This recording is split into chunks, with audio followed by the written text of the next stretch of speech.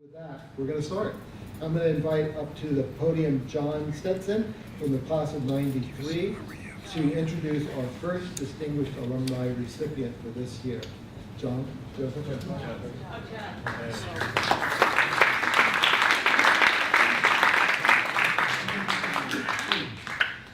So my name is Joe Stetson. Some call me John, that's fine. Sorry, That's no problem. I can honestly say that I am a friend of a distinguished alumnus. So very happy to say that. I do remember the day that I met Aaron. Met him right outside there on Leggett Field on the first day of 10th grade. Derek Frank, who's actually here for the reunion this weekend, introduced us. And Aaron transferred from Bergenfield High School. And what struck me about Aaron was how giddy he was about being here. Talk about happy students. He was giddy. And he wasn't giddy, you know, the way a normal 15-year-old would be giddy about going to a new school, about, you know, good-looking girls, you know, relaxed schedule, you know. I'm sure he appreciated those things too, but he was giddy about, there was a nature sanctuary here at Dworkin at the time. He was giddy about that. He was giddy about the fact that there was a photo lab here. Because you see, Aaron was at 5 different schools over the 3 years prior to coming here. And so he had perspective. He saw what we had here and wanted everybody to appreciate the resources and opportunities that Dworkin gave. And it was unlike anything he experienced. To most of us, he seemed inexplicably happy. So much so that our basketball coach yelled at him once during a game where it was a rare game where I was actually playing on the court, and Aaron was cheering very, very loudly for me, and so loudly that the coach thought he was mocking me, which probably speaks volumes about how bad of a basketball player I am, but it actually speaks volumes about how happy Aaron was, about who Aaron was. He was happy. He was appreciative. He was encouraging, he was enthusiastic. He definitely wasn't mocking me, at least I didn't think so. Personally, he gave me perspective to appreciate that, you know, my parents were attending every game and how lucky I was to have that. He taught me how special that is. And my mother's actually here tonight. She's not here for me, she's actually here for him. But I appreciate that. As our student body president here, he had perspective to realize that our school was taking itself too seriously. So we organized a Jello wrestling event. Yes, a Jello wrestling event here at Dworkin. As crazy as that event sounds, it's actually more crazy how he went about the process and getting that to happen. He got the teachers and the parents to support it before he even got the students to support it. And it was great, it was wonderful. But what that showed was that perspective could be so much more powerful when you can persuade others to see things from your point of view, which he had a very, very special gift of doing, and continue to do so. By having the perspective to start a basketball camp in New York City for city kids in the need of both mentors and male role models. And through Hoops and Leaders Basketball Camp, which Aaron started almost 20 years ago, Aaron connected the dots to recruit those mentors by persuading young professionals looking to play basketball to volunteer. And not only to play basketball with these kids, but to commit to mentor these kids for a year, which is pretty remarkable. Then he had the perspective of seeing that impact that he could have on people's lives. And he took his success in the camp, making a difference in hundreds of kids' lives in one city. And he brought his powers of perspective and persuasion to impact now 75,000 kids in 400 schools in 20 cities, and became president of one of the most significant nonprofit organizations in the country. At After School All-Stars, he provides children with perspective of what their opportunities can be, and most importantly, with the tools to realize those opportunities. So with that, it is my pleasure and honor to introduce to you Dworkin Distinguished Alumni recipient and my dear friend, Aaron Dworkin.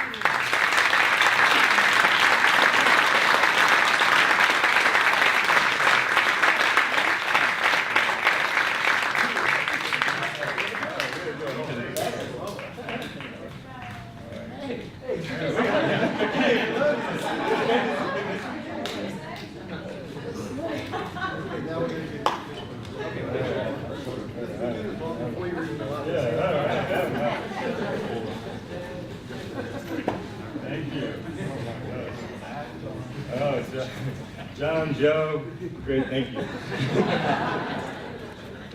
right, well, this is for the slideshow. Oh, wow. Hi, everybody. That was amazing. Thank you, Dwight Englewood. Thank you, Dr. Desjardins. Thank you, Maria, for organizing Alumni Weekend. There's our class rep, Paola, is here. And by the way, she's been our class rep since we graduated for 25 years, which only Supreme Court justices have longer terms.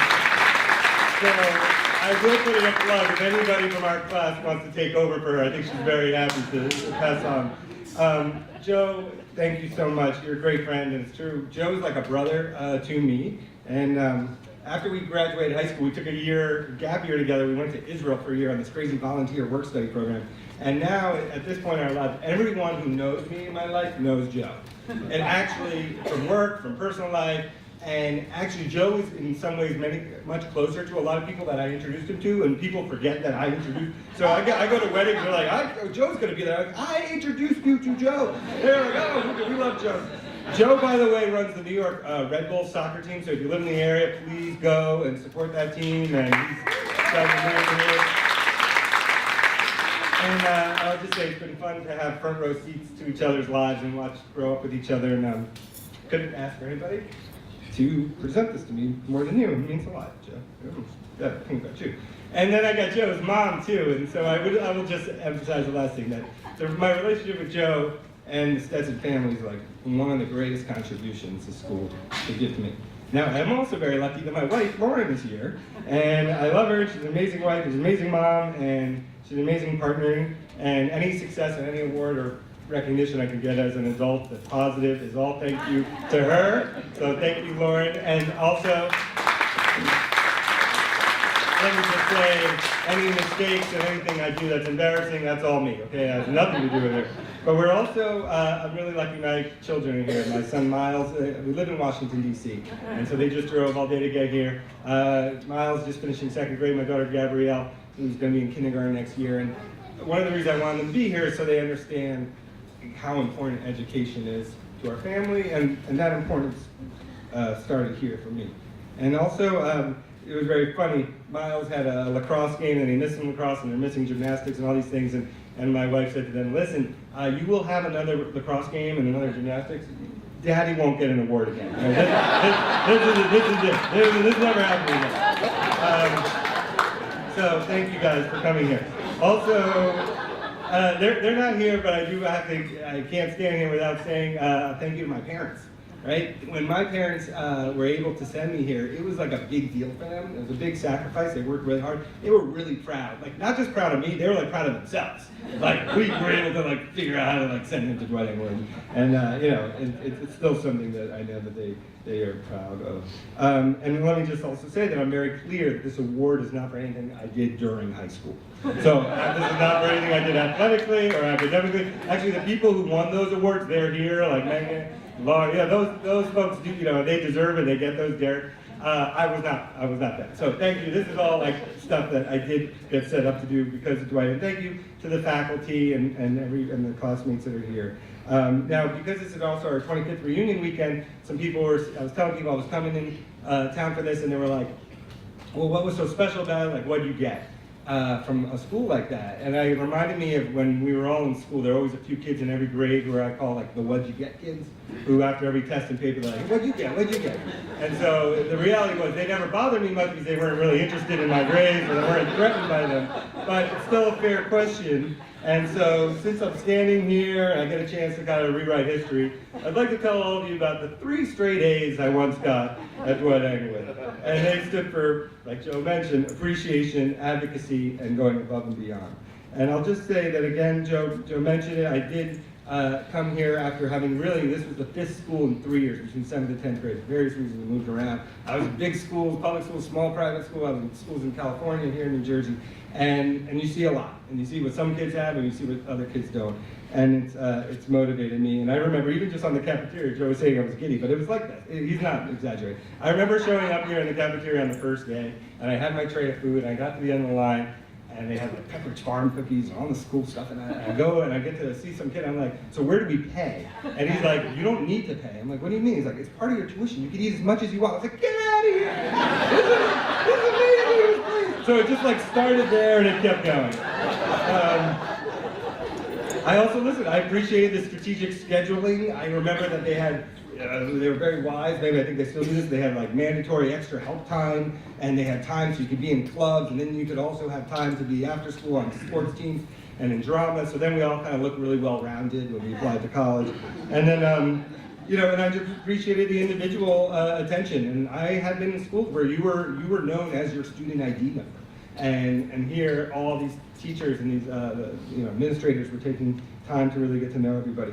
And so that has led to what I do now, and Joe kind of mentioned, but like the goal of my organization, we run free after-school and summer programs for 75,000 kids and 400 what they call Title I schools. That's where the majority of those kids don't have enough money, so they're on the free and reduced lunch program, right? Free lunch. And what we do is provide them all the opportunities their schools and their families can afford or access otherwise. And everything under the sun that we can do. And our vision is simply to do the things that Dwight Englewood does without thinking, without maybe always writing it down, but they do it. And our vision is like we want every kid to be safe and healthy, graduate high school and college, find a job they can be passionate about, and give back to their community. And it's something that all of you do. And there's so much, when you work in the nonprofit world, you see that Dwight Englewood, every little piece of Dwight Englewood that you've talked about in other settings is like a national nonprofit to help a lot of kids who don't have those resources. Now, I'm not alone in feeling this way. And actually, my classmate Laura Rigolosi is here. And she went, and all of her circle of friends, as far as I could tell, are teachers. I think she had another friend who became a physician. But everyone takes what they get from Dwight Englewood and tries to figure out how to help others with it. And Laura, I'll just say, because we're very close, after being a New York City public school teacher, she went and got her doctorate in education from Columbia, and now she trains teachers all across New York City, so all kids can have teachers as talented as the teachers we have here at Dwight. The other A that I once got here stood for advocacy. And I'll just say, I never saw kids kind of like speaking up as much as when I got here. And I remember when I got here, the Gulf War was starting, whatever side you were on, there were like kids like really passionate about like, on both sides of that. I remember there were some students walking around with signs, protesting all the time. And I was like, wow, they take it seriously. And I know that students this year still, with the Parkland situation, we're protesting this year. So it's something that continues where kids are using their voice and standing up. And I just also remember how kids did it on a lighter way. There was a guy named Noah Pressler who ran for student government a year ahead of me. And he had huge billboards that he hand wrote that were like Pressler on parking. Like, I'm gonna go find more parking spots for people who need them. And he's like, I need peace negotiations with the librarians because they're kicking out too many students. And like, he was like advocating in a way that I'd never seen anyone do.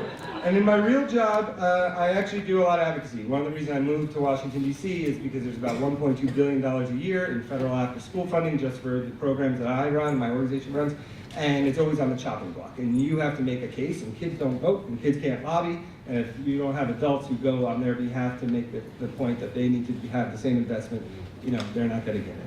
And the last A I really took from this school was this kind of what I saw all over the place was this desire to go above and beyond and work really hard. And I saw it with the students, and you're talking about how they studied. I remember the first time I was invited to a library on a Saturday to be part of a study group. It was so nice outside. I was like, what is going on around here? Who are these kids? And I saw it with my basketball team, and we had players who wanted to play in college, and they would have organized practices by themselves with no coaches around. And it was like months before the season. I know that's very normal now, but when I showed up here, I'd never seen that before. And that kind of work ethic. And actually, I'll say, Joe referenced his dad, but I even saw it in the parents. And all the parents who were so busy, but they were still volunteering at all these events. And Joe's dad, God bless him, he used to not only come to our games at our school, but he would come to all those games at all those like little random private schools Dwight used to play, like in Central Jersey and South Jersey, and like he would come, and he'd be like the only parent there, and he would come even when we didn't play. And I was next to Joe on the bench sometimes, and we didn't, he was still there supporting us, and so it was kind of funny. Now, I didn't always learn that lesson the right way, and I don't want to accuse Joe, but somebody, maybe Joe, maybe not Joe, was on the track team with me in 11th grade, and our practice was to run to the George Washington Bridge and back. And instead, we ran to Joe's house. And we watched Facts of Life, and we watched Different Strokes, and we ate Oreo cookies, and we threw water on our shirt, and we even got a ride back. Probably from his mom, we didn't know what she was doing. And the coaches thought we were so fast. They're like, you guys are amazing, you're making it. So then they put us up against the fastest kids from the next school, and we got crushed. And we learned our lesson, we never did that again. We did, you heard the story of starting a basketball camp. It was really special. Joe has been everything in all these projects that, it was called Hoops and Leaders, and we did it because this, Big Brothers Big Sisters could not find guys, and then we would play basketball twice a week, and there were crowded gyms filled with amazing guys. And that camp, like he said, ran in 7 cities last year, and LeBron James picked my organization to play for at the NBA All-Star Game. He got to pick a charity to play for, and he did it because of this basketball camp. And I'll just say that when one night, right before the end, we would end this camp with like a banquet and a ceremony and community service project. And I think we were 23, 24, and the day before the banquet, I'm running around New York City, and I'm like getting like the flowers for the project, the shovels, and I'm getting food, and I'm picking up trophies. I'm like zigzagging Manhattan. And at a certain place and time, I just stopped, and I'm like, what am I doing? Like, this is crazy. Like, who runs around like this? And the only example I had were the parents at Dworkin, who I felt like did anything and everything for their kids. And then I really thought, and I had that aha moment, like, well, why would they do that? Like, isn't that annoying? And then you realize, well, if something's your baby, and something's your passion, you're happy to go above and beyond. And that's what I got from this school. Those were my 3 A's. And I know this is a award, but I really feel that everything I get from this school is a gift.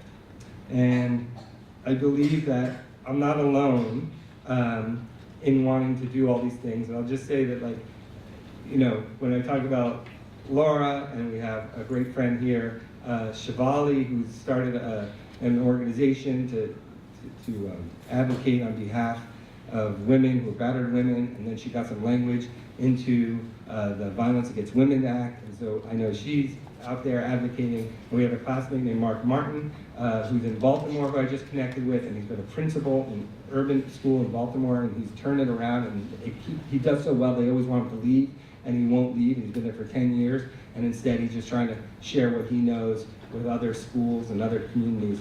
And so there are all these things I get from Dwight, but I'm not alone, and the real gift of this school is that I got to be in the community of so many other distinguished alumni. So thank you so much.